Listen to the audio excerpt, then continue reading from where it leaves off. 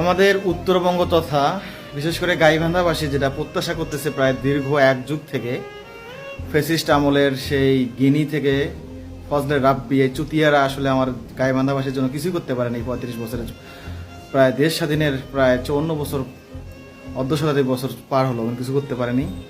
তো আমাদের প্রাণের দাবি ছিল বালাসীঘাট টু বাহাদুরপুর অর্থাৎ ময়মনসিংহ রোড সেই সুন্দর একটা ব্রিজ হবে। কিন্তু হঠাৎ 3 দিন থেকে 2 দিন থেকে একটা শুনতেছি বলি যে আব্দুল ওয়ারেস এমপি আমাদের গাইবান্ধার 3 আসনের সম্ভবত উনি যে দাবি উত্থাপন করলেন এটা একটা অযৌক্তিক এবং এটা ধিক্কার জানাই, নিন্দা জানাই। কারণ ফুলছড়ি টু বাহাদুরপুর এখানে যদি কথা হয়েও যায় হয়তো বা নির্মাণ কাজ একটু আসলে ব্যয় কম হতে পারে, কিন্তু আমাদের যোগাযোগ ব্যবস্থা কিন্তু অতটা উন্নত হবে না।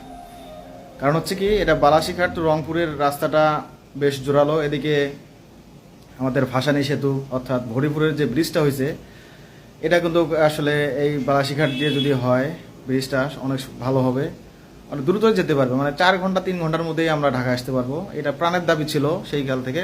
তো এইটাকে মনে হচ্ছে খোঁচাচ্ছে। আমি জামাতের সমর্থক হিসাবে আমি এটা নিন্দা জানাচ্ছি। আমি আব্দুল করিম সরকার এমপিকে আমি বলবো যে ইনি যেন ওনাকে থামায়।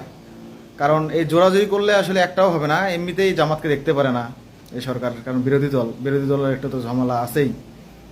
তবে বগুড়ারও ভালো হবে, বগুড়ার মানুষ ইচ্ছে করলে ওদিক দিয়ে ময়মনসিংহে যাতায়াতটা ভালো হবে, দ্রুত যেতে পারবে।